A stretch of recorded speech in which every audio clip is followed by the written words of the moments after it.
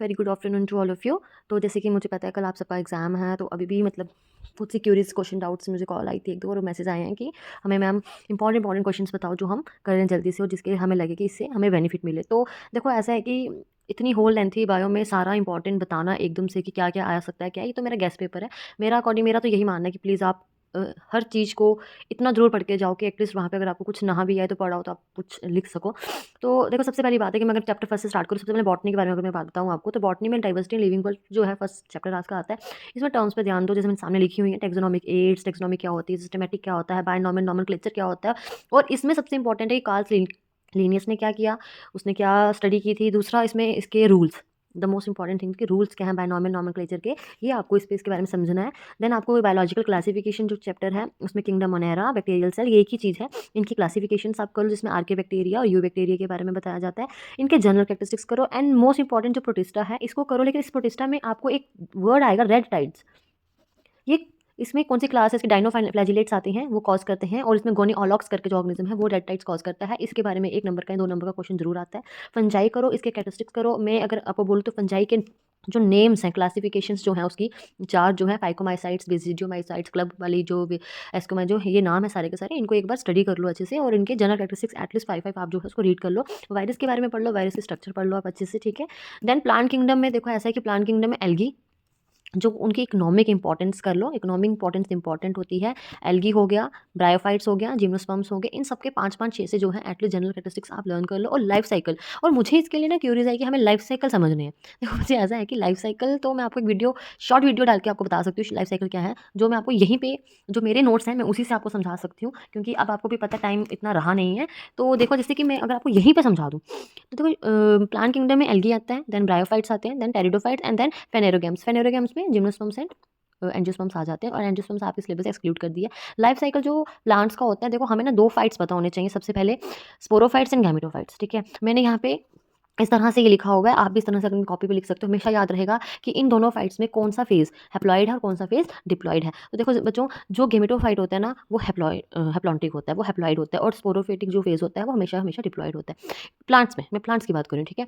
आपको हमेशा याद रखना है कि अब हमें कैसे पता चलेगा कि हमने लाइफ साइकिल शुरू कहाँ से करना है, गेमेटोफिटिक स्टेज से स्टार्ट करना है कि स्पोरोफिटिक स्टेज से स्टार्ट करना है। तो उसको समझने के लिए जैसे कि मैंने आपको जो हमारे सबसे पहले प्लांट किंगडम स्टार्ट हो गए, सबसे पहले हमारे पास एल्गी आए स्टार्टिंग में, जो बिल्कुल पानी में मिलते थे वगैरह वगैरह। देन ब्रायोफाइट्स आए, जिनको amphibians of the plant kingdom कहा जाता है, क्योंकि इनको ज़मीन भी चाहिए, टेरेस्ट्रियल मतलब एक तरीके टेरेस्ट्रियल भी चाहिए, और एक तरीके से ये पानी में एक्वेटिक मोड में भी रहते थे फॉर फर्टिलाइजेशन। तो ये एम्फीबियंस हो गए। एम्फीबियंस वही होते हैं जो पानी में भी रहे, ज़मीन में भी रहे। तो इस तरह से पहले ये आए, तो ये पुराने हो गए, फिर न्यू धीरे धीरे एवोल्यूशन हुआ। तो इनको याद रखने के लिए पुराने जो हो गए ना, तो आपको उनको याद रखने के लिए पुराने ज़माने के जो नाम होते थे, जैसे कि हम मैंने जो नोट्स बनाए हैं उस अकॉर्डिंग यहाँ पे जैसे कि ये मैंने नाम लिखा है, इससे आपको याद रहेगा कि पुराने प्रिमिटिव प्लांट जो एल्केन ब्रायोफाइट्स होते हैं वो गेमेट, उनका डोमिनेंट फेज मतलब जहाँ से वो अपनी शुरुआत करें और वापस वहीं पहुंच जाए।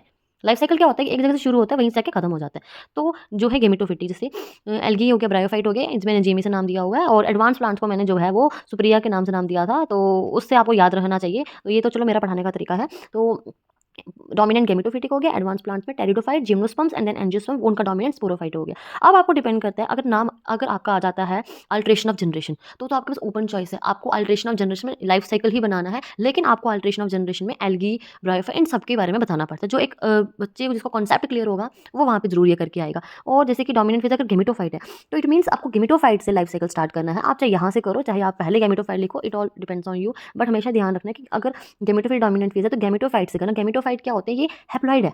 हैप्लॉइड का मतलब है मेल और फीमेल आपको अलग अलग, जिनके पास अपने अपने क्या मिलेंगे, क्रोमोसोम नंबर मिलेगा। तो गेमेटोफाइट में मेल और फीमेल जो अलग अलग सेपरेट होके आपस में जब फ्यूज करते हैं, तो एज वी ऑल नो, ठीक है, ये तो चलो आपको सबको ही पता है, जाइगोट बनाते हैं, एंड जाइगोट जो बन जाता है वो डिप्लॉइड हो जाता है, क्योंकि हैप्लॉइड हैप्लॉइड मिलते हैं तो वो डिप्लॉइड बना देते हैं। और डिप्लॉइड कौन है हमारे पास, स्पोर्स, ठीक है, मतलब स्पोरोफाइट्स। तो आपको फिर वो जर्मिनेट करेंगे, जर्मिनेट होने के बाद उनमें जिस तरह से जर्मिनेट होंगे, देन वो मियोसिस करते हैं अगेन, ठीक है। तो अगेन मियोसिस करने के बाद फिर दोबारा वो गैमेट्स में आ जाएंगे, फिर गैमेट दोबारा जाइगोट बनेगा, और ये साइकिल चलता रहेगा चलता रहेगा। बस आपको ध्यान रखना है कि इसको स्टार्ट कैसे करना है। और सबसे ज़्यादा प्रॉब्लम यही आ रही है कि हमें हैप्लॉन्टिक वगैरह जो, तो मैं आपको एक समझा सकती हूँ। हैप्लॉन्टिक जैसे होता है, जो हैप्लॉन्टिक लाइफ साइकिल अभी मैंने बताया वो एल्गी और ब्रायोफाइट में मिलता है। तो आपको क्या ध्यान रखना है कि जो एल्गी होती है उसको गेमेटोफिटिक, उसका जो है मेन रूट है, डोमिनेंट है, तो आपको फीमेल गैमेट और मेल गैमेट वहीं समवेयर कहीं वाटर में आपको बॉडी में मिल जाएगा। तो वो जब आपस में फ्यूज़ करते हैं तो ज़ाइगोट बना देंगे, स्पोरोफाइट। अब आपको पता है लाइफ साइकिल शुरू होके वापस इसी में पहुँचाना है हमने। तो यहाँ पे जब ज़ाइगोट बन गया, स्पोरोफाइट बन गए, दोनों फ्यूज़ करने के बाद प्लांट बॉडी, तो वो आपको पता है हमारे पास सेल डिवीज़न होती है जो हाफ नंबर करती है। हाफ नंबर कौन करवाता है? मेयोसिस। इन्होंने दोबारा में इनमें मेयोसिस होगी, हैप्लॉइड स्पोर्स बनेंगे, हैप्लॉइड स्पोर वाटर में शेड हो जाएँगे, अगेन वाटर में शेड होने में जर्मिनेट न्यू एल्गी और गेमेटोफाइट। ठीक है? फिर वही मेल और फीमेल अलग-अलग जहाँ-जहाँ उनका फॉर्मेशन हुई है दोबारा मिलेंगे, दोबारा फ्यूज़न करेंगे एंड दोबारा इस तरह से प्रोसेस चलता रहेगा।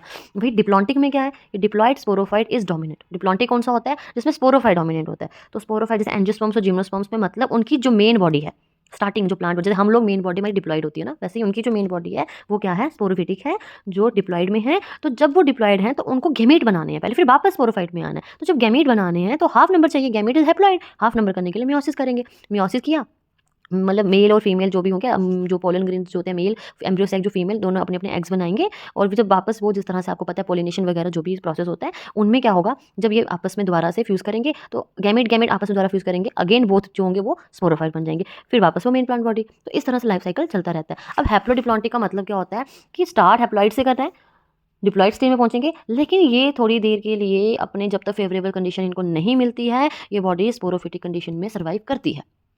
ठीक है? देन ये स्पोरोफिटिक कंडीशन में सर्वाइव करेगी बहुत समय, उसके बाद कभी फिर आगे मियोसिस करेगी, अगेन जब मियोसिस करेगी तो एज यूजुअल ये स्पोर्स बना देगी, स्पोर्स जर्मिनेट करेंगे और वापस से वो अपनी गैमेटोफिटिक स्टेज में आ जाएगी।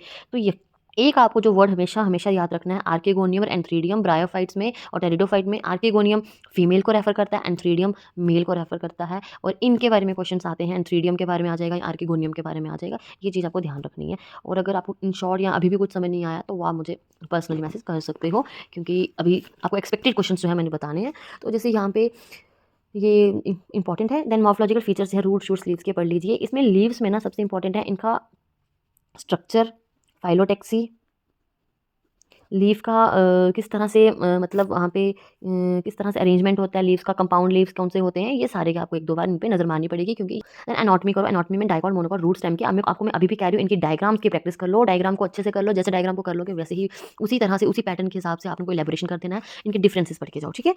देन टर्म्स में आपको पता है एस्टिवेशन, प्रेजेंटेशन, सीड क्या होता है, फ्रूट क्या होता है, मोनोकॉट सीड, डाइकॉट सीड्स का डिफरेंस पढ़ लीजिए, प्लम्यूल क्या होता है, रेडिकल क्या होता है, इसी में कोलियोप्टाइल और कोलियोराइजास आते हैं, हाइपोकाइनस, पेरिकाइनस और इस तरह से जो एपिकाइनस जो ओवरी के स्ट्रक्चर है, सुपीरियर इंफीरियर ओवरी, इनके बारे में पढ़ के जाओ। देन मैं आपको बात करूँ अगर 5 नंबर का जो क्वेश्चन जो सबसे ज़्यादा अगर इंपॉर्टेंट है वो इस चैप्टर से आने वाला है, प्लांट फिजियोलॉजी में से। इसमें मैं आपको सच बताऊँ तो मैं सिर्फ इतना बोलूँगी, साइकिल्स को जितना प्रैक्टिस कर सकते हो प्रैक्टिस कर लो और उसी को एलेबोरेट कर दो। अगर आपको थियोरेटिकली में प्रॉब्लम आ रही है कि कितना लिखना है, क्या लिखना है, प्लीज़ साइकिल को अच्छे से पढ़ो, उसी को थियोरेटिकल कर लो। ग्लाइकोलिसिस हो गया, क्लोरोप्लास्ट का स्ट्रक्चर ये आपके फर्स्ट चैप्टर में आ जाता है। फोटो सिस्टम्स करो, light reaction, cyclic, non cyclic, photophosphorylation, उसमें इलेक्ट्रॉन ट्रांसपोर्ट सिस्टम भी आएगा, लेकिन बच्चे कंफ्यूज हो जाते हैं कि ये कौन सा इलेक्ट्रॉन ट्रांसपोर्ट सिस्टम आया। मेरी बात ध्यान से समझना, इसमें जो इलेक्ट्रॉन ट्रांसपोर्ट सिस्टम है वो लाइट हार्वेस्टिंग कॉम्प्लेक्स में से जो इलेक्ट्रॉन रिलीज होता है वो उसके बारे में बताया है। प्रोसेस बिल्कुल सेम ही है, कुछ वो नहीं है, लेकिन ध्यान रखना किसके बाद क्या पूछा है, किस चैप्टर से आया। देन इलेक्ट्रॉन ट्रांसपोर्ट सिस्टम ये आपको माइटोकॉन्ड्रिया के जो मैट्रिक्स वगैरह में जो होता है उसकी लेयर्स में जो होता है उसके बारे में होगा। देन C3 C4 साइकिल आपको पता है, ये इंपॉर्टेंट है। साइकिल्स को जितना ड्रॉ कर सकते हो ड्रॉ करो, नंबर आपके हाथ में नंबर लेने वाले क्वेश्चन हैं ये। देन पिगमेंट्स फोटोसिंथेसिस में कौन-कौन से यूज़ होते हैं इनके बारे में एक बार पढ़ लो। देन लास्ट चैप्टर में से मैं यही बोलूँगी, हर एक हार्मोन के ना रोल और फंक्शंस पढ़ लो। डिस्कवरी अगर पढ़नी है तो ऑक्सिन, साइटोकाइनिन की डिस्कवरी एक बार आप स्टडी जरूर कर लेना। ठीक है? इनमें प्रोमोटर कौन है और इनहिबिटर कौन है, इसके बारे में ज़्यादा ध्यान रखना और क्या-क्या काम करते हैं, इनके फंक्शंस के एटलीस्ट 10 या मैं बोलूँगी 8 फंक्शंस इनके जो हैं आप पढ़ लो। देन ज़ूलॉजी में अगर हम बात करें ना तो ज़ूलॉजी में इन्वर्टिब्रेट, वर्टिब्रेट्स, एनिमल किंगडम में से जरूर पढ़ के जाओ। मैं इसका पैटर्न बता सकती हूँ लर्न करने का, जैसे कि इन्वर्टिब्रेट स्टार्ट होता है पॉरीफिरा से, तो आपको हमेशा habitat, germ layer, coelom, symmetry, इस तरह से एक पैटर्न बना लो। फाइलम लिखो, हर फाइलम को लिख दो यहाँ पे और फिर ध्यान से देखो जर्म लेयर है या नहीं, कौन सी वाली है वो लिख दो। इस तरह से अगर आप हर फाइलम को एक बार कॉपी में एक थोड़ी सी मेहनत कर लो, आपका 1 घंटा आधा घंटा जाएगा इसमें। देन जब लर्न करने की बारी आएगी उसी के बेसिक फीचर्स वहाँ से पढ़ो और वही बेसिक फीचर्स आपको वहाँ पे नोट्स में वहाँ पे आपको पेपर में लिखने हैं, तो आराम से हो जाएगा। मैं ये नहीं बता सकती कि इसमें से कौन सा फाइलम इंपॉर्टेंट है, क्योंकि हर एक फाइलम को कभी ना कभी हर एग्जाम में पूछा गया है। ठीक है? देन हाँ, एक बात कहूँगी, पॉरीफिरा में ब्लड जो है वाटर वेस्कुलर सिस्टम चलता है और एक फाइलम है एकाइनोडर्मेटा स्टारफिश का, उसमें वाटर वेस्कुलर सिस्टम, इसमें वाटर वेस्कुलर सिस्टम जो होता है, sorry water canal system, I am really very sorry, मैं थोड़ा हो गई, वाटर केनाल सिस्टम पॉरीफिरा में और एकाइनोडर्मेटा वाटर वेस्कुलर में एम्बुलेकुलर सिस्टम भी इसको बोलते हैं। ये क्वेश्चन अगर पेपर टफ आने में है तो डायरेक्ट एम्बुलेकुलर सिस्टम के नाम से पूछ सकते हैं। ठीक है? तो बाकी रहा सेल चैप्टर में, सेल में यही बोलूँगी कि जितनी भी सेल ऑर्गेनेलिस, प्लाज्मा मेम्ब्रेन क्या होता है, प्लाज्मा मेम्ब्रेन का स्ट्रक्चर जिसमें हाइड्रोफिलिक, हाइड्रोफोबिक जो है सेल प्लाज्मा मेम्ब्रेन के बारे में, सेमी परमिबिलिटी के बारे में पढ़ लो। देन एंडोमेम्ब्रेन सिस्टम पढ़ लो जिसमें न्यूक्लियस से लेकर लाइसोसोम के बीच में endoplasmic reticulum, Golgi body, lysosome ribosome, vacuole, ये आते हैं, इनके बारे में पढ़ लो। यूकैरियोटिक, प्रोकैरियोटिक का डिफरेंस पढ़ लो। एनिमल सेल, प्लांट सेल का डिफरेंस पढ़ लो। सेल थ्योरी, उसकी डिस्कवरी और जेनेटिक मटेरियल, न्यूक्लियस, ये जो मैंने नाम लिखे हैं। माइक्रोट्यूब्यूल्स कभी कभार जरूर पूछ लेते हैं। सीलियन, फ्लैजिला, मतलब इसके बारे में पढ़ लो। देन बायोमोलिक्यूल्स की मैं बात करूँ, ग्लाइकोसिडिक बॉन्ड क्या होता है? देखो, ये शुगर्स का बॉन्ड होता है, ये कार्बोहाइड्रेट के बीच में बनता है। अगर कार्बोहाइड्रेट किसी के साथ बॉन्ड बना रहा है तो उनके बीच का जो बॉन्ड बनेगा उसको ग्लाइकोसिडिक बॉन्ड बोलते हैं। पेप्टाइड बॉन्ड भी होता है जो प्रोटीन्स बनाते हैं, अमीनो एसिड्स के बीच में होता है, जो लॉन्ग चेन जो प्रोटीन बनाते हैं समय उसको पेप्टाइड बॉन्ड बोलते हैं। लिपिड्स क्या होते हैं? लिपिड में आपको 3 चीज़ें ध्यान रखनी है, बाइग्लिसराइड, डाइग्लिसराइड और ट्राइग्लिसराइड, इसमें आपको ध्यान रखना है, ठीक है। Saturated and unsaturated fatty acids, difference कर लो। माइक्रो क्या होते हैं? न्यूक्लियोसाइड क्या होता है? न्यूक्लियोटाइड क्या होता है? न्यूक्लियोसाइड वो होता है जिसमें शुगर और नाइट्रोजनस बेस हो। नाइट्रोजनस बेस मतलब कि हमारे वही एडेनिन, थाइमिन, प्यूरिन और pyrimidine में। और न्यूक्लियोटाइड होता है इसमें एक फॉस्फेट ग्रुप जुड़ जाता है शुगर के साथ। और अब ये देखो, यहाँ पे ये है ग्लाइकोसिडिक, शुगर के साथ अगर इसने जुड़ा है तो ये हमारा ग्लाइकोसिडिक बॉन्ड है। देन आपको what are the properties, enzymes जरूर पढ़ के जाओ। Protein structure, classification, enzyme, cholesterol structure, difference between DNA and RNA, ये थोड़ा सा जो मैंने गेस लगाया कि ये इंपॉर्टेंट है, इनको आप रीड करो। देन हाँ, ये चैप्टर 1 से रह गया था। National parks, Dachigam national park, Hemis national park, Salim Ali national park, ये कुछ इस नाम से क्वेश्चन आते हैं, इनके बारे में पढ़ के जाओ। और mitosis and meiosis the most important chapter है, इसमें सब कुछ स्किप मत करो, इसके हर एक फीस को स्टडी करो।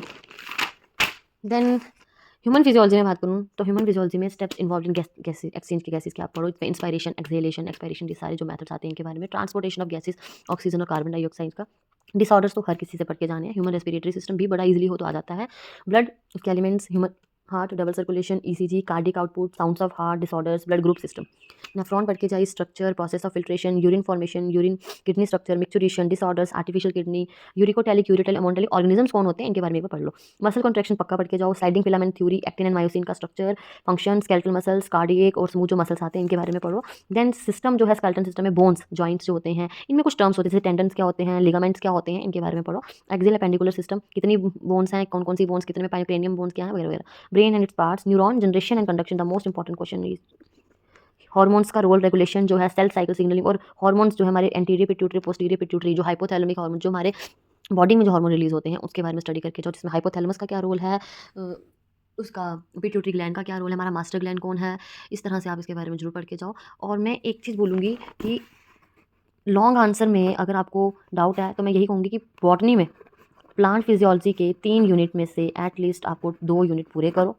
और जोलॉजी में, एनिमल फिजियोलॉजी में 6 चैप्टर में से 5 करो। और न्यूरॉन वाला और केमिकल, इनको अच्छे से पढ़ के चले जाओ। इनमें से कभी कभार बहुत बार लॉन्ग आंसर्स आए हैं, बट मैं लास्ट ईयर इसी से आए थे। तो अगर इस साल की मैं बात करूँ तो मुझे, मेरा गैस है तो रेस्पिरेशन या नेफ्रॉन, इन चैप्टर में से में भी आ सकता है, जो मुझे लगता है, आगे पता नहीं।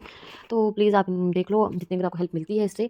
तो अगर और कोई डाउट है तो यू कैन कॉन्टैक्ट मी। अभी तो अभी रिवीजन का टाइम है, रिवीजन के टाइम में इन क्वेश्चन को जरूर ध्यान दे दीजिए, ठीक है। Thank you very much.